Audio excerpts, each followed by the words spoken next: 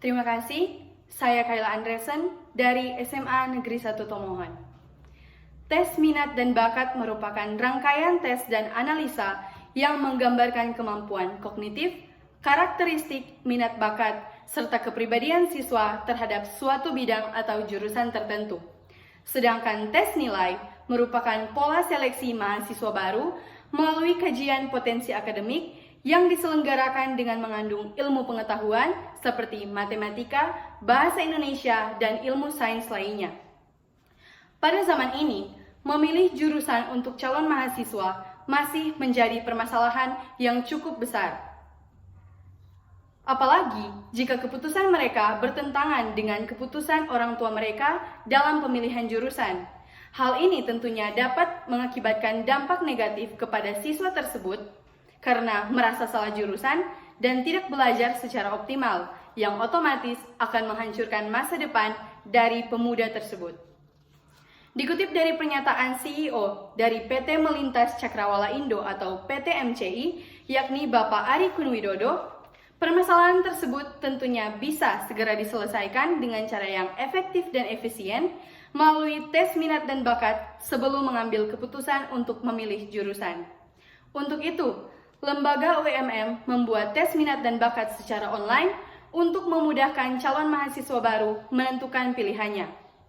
Dikutip dari laman resmi republika.co.id, menjelang SNMPTN atau Seleksi Nasional Masuk Perguruan Tinggi Negeri dan SBMPTN atau Seleksi Bersama Masuk Perguruan Tinggi Negeri, siswa maupun siswi sebaiknya mengikuti tes minat dan bakat terlebih dahulu pada saat mereka duduk di kelas 12 sekolah menengah atas.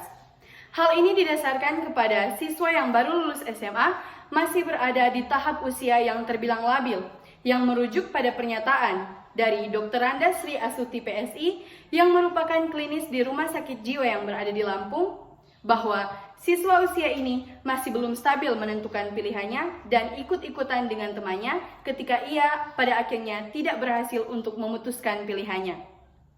Padahal, jika mengikuti tes minat dan bakat secara cepat dan juga benar, maka tentunya akan menghasilkan dampak positif yang banyak.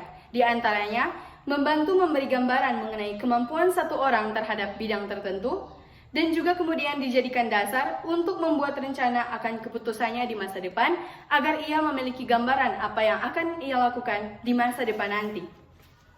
Dikutip dari laman resmi akun Lembaga Tes Masuk Perguruan Tinggi atau LTMPT, yang menjadi kebutuhan dan kebijakan nasional pada saat ini adalah peningkatan kualitas dalam proses seleksi penerimaan mahasiswa baru di perguruan tinggi negeri.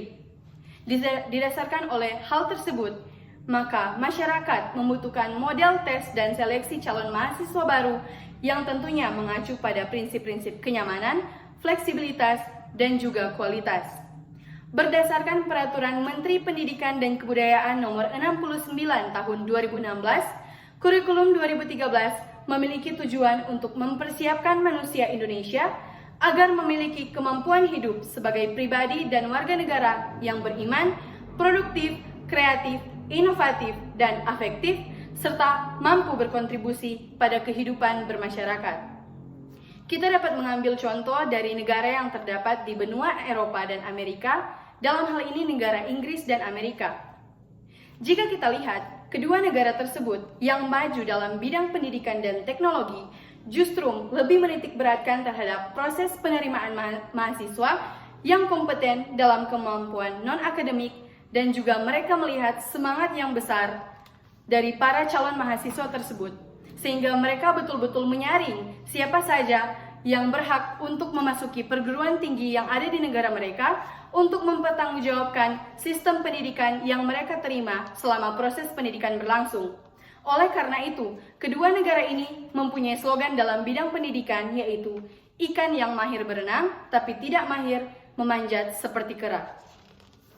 Dalam pasal 60 Undang-Undang Negara Republik Indonesia menjelaskan bahwa setiap anak berhak untuk memperoleh pendidikan dan pengajaran dalam rangka pengembangan pribadinya sesuai dengan minat, bakat, dan tingkat kecerdasannya. Sudah kita lihat bahwa secara jelas hal ini sudah berjalan bersama dengan cita-cita dari Menteri Pendidikan, Kebudayaan, Riset dan Teknologi yaitu Bapak Nadiem Makarim dengan konsep Merdeka Belajar. Tes minat dan bakat memiliki 4 bagian yang terkandung dalam tes tersebut. Yang pertama yaitu gaya belajar atau learning style, dan yang kedua leadership style atau gaya kepemimpinan.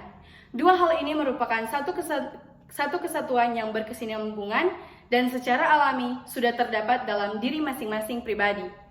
Dan yang ketiga, komunikasi dan relasi, kemudian yang keempat, pedoman pengembangan diri.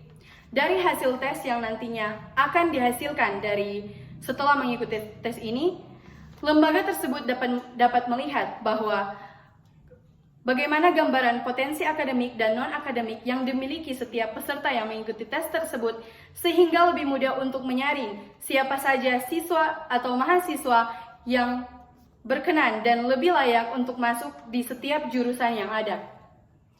Jika perguruan tinggi yang ada di Indonesia dan lembaga tes masuk perguruan tinggi negeri yang menyelenggarakan proses tes yang ada di perguruan tinggi Indonesia pada saat ini hanya mengembangkan tes potensi akademik, maka akan menciptakan lemahnya bentuk kreativitas, kemandirian, kepemimpinan, dan inisiatif serta semangat belajar daripada generasi muda Indonesia, dan otomatis akan memperpanjang jangka pengembangan sumber daya manusia. Sedangkan pada tahun 2030 hingga 2045 nanti, bangsa Indonesia akan mengalami era bonus demografi. Johar MS mengatakan bahwa pendidikan linear yang indoktrinatif menghasilkan orang-orang yang memiliki ketergantungan sosial yang tinggi dan tidak akan menghasilkan generasi yang berkualitas, namun menjadi beban sosial bagi bangsa. Oleh karena itu diperlukannya penyeragaman dalam kurikulum bersifat top-down, yaitu kurang aspiratif, didominasi oleh guru dalam kegiatan belajar dan dominasi hafalan. Oleh karena itu, saya menarik kesimpulan bahwa era pendidikan pada saat ini sudah tepat dengan mengembangkan kurikulum 2013, karena ketidaksesuaian talenta dan kemampuan seseorang diibaratkan bebek yang dipaksa berhenti berenang dan harus berhenti berlari. Terima kasih.